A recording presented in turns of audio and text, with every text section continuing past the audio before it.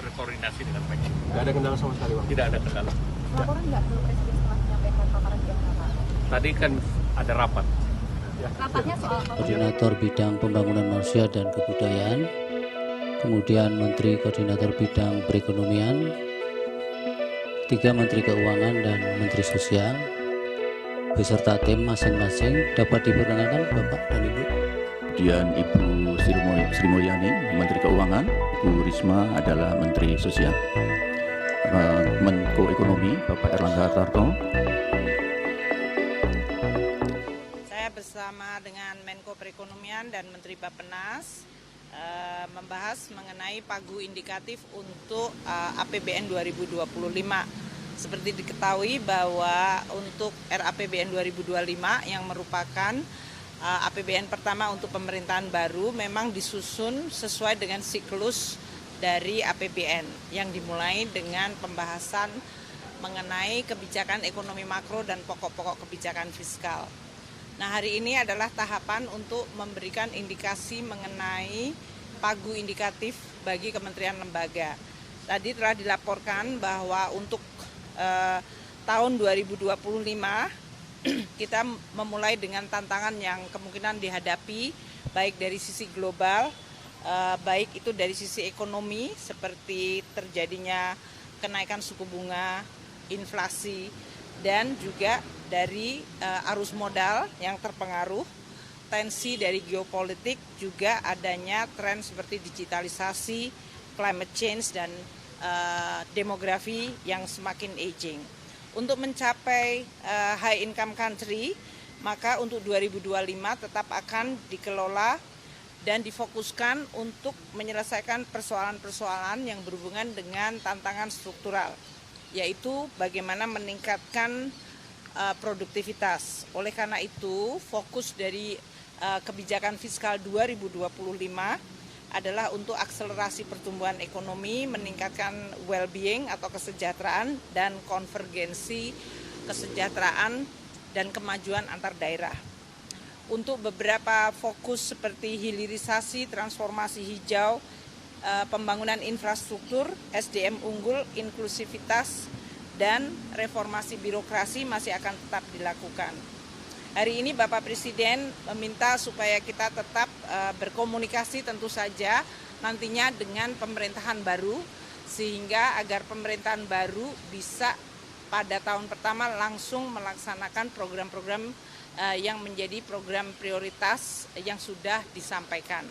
Yang kedua, tadi juga disepakati komitmen untuk menjaga defisit di bawah 3%, akan tetap dipegang agar disiplin dari APBN bisa terjaga, dan itu juga untuk meningkatkan kualitas serta stabilitas sehingga pemerintah baru bisa fokus untuk mendeliver program-program prioritasnya. Kemudian untuk berbagai program-program terutama di bidang sumber daya manusia seperti pendidikan, kesehatan, dan perlindungan sosial, diyakinkan bahwa itu sudah mewadai berbagai program-program yang menjadi prioritas dari pemerintah yang akan datang.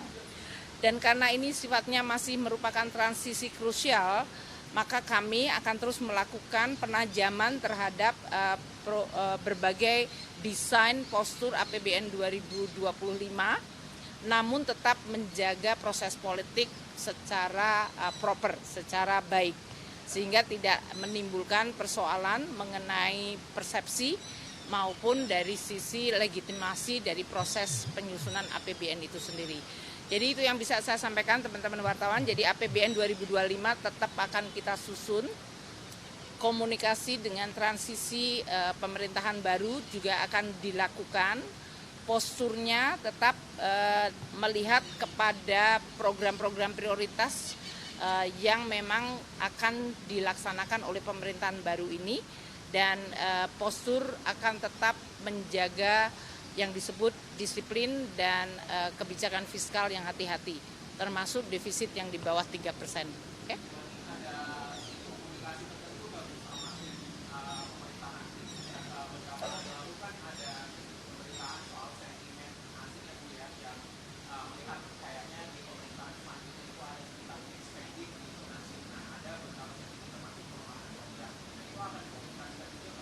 Kita komunikasikan, pasti kita komunikasikan, karena bagaimanapun juga kan pemerintahan baru dari sisi proses politik dan juga dari sisi transisi memang masih akan menunggu sampai dengan Oktober.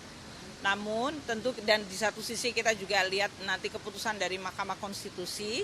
Dengan demikian melihat kepada proses politik, namun persiapan APBN tetap dilakukan. Dan dalam konteks ini kami di Kementerian Keuangan berkomunikasi dan terus melihat serta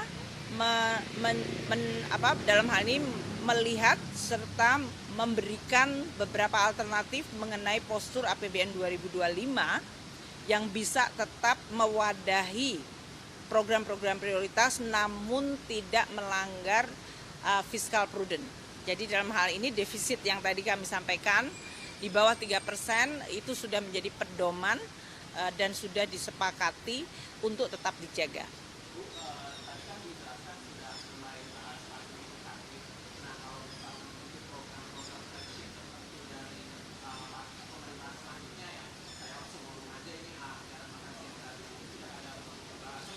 Karena masih di dalam program besar ya, atau pagu besar, itu yang kita lakukan prinsipnya adalah memberikan ruang fiskal bagi kemungkinan program tersebut untuk dijalankan.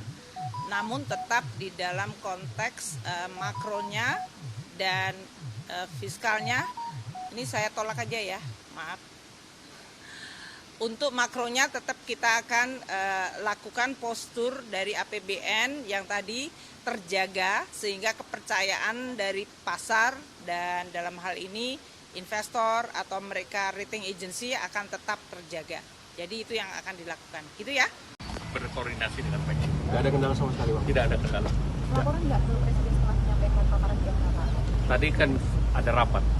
Rapatnya soal apa? Iya Pak, kok lama Pak? Tadi pertama mengenai blended finance, yang kedua pagu indikatif. Ada di sebelah. Hasil laporan di MK tapi disampaikan ke Presiden, Pak? Ya tidak langsung.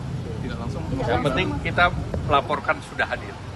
Ya. Respon Presiden gimana tadi, Pak? Apa? Respon Presiden? Mau lihat di YouTube dulu. Belum nonton berarti ya Pak ya? Belum nonton dong Pak, berarti. Siap. Kasih Mas. Siap.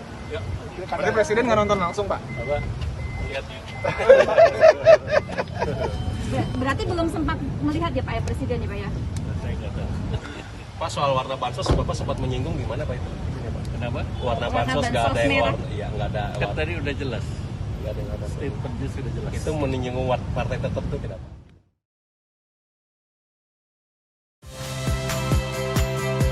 Saya Friska Clarissa. Saksikan program-program Kompas TV melalui siaran digital, pay TV, dan media streaming lainnya. Kompas TV, independen, terpercaya.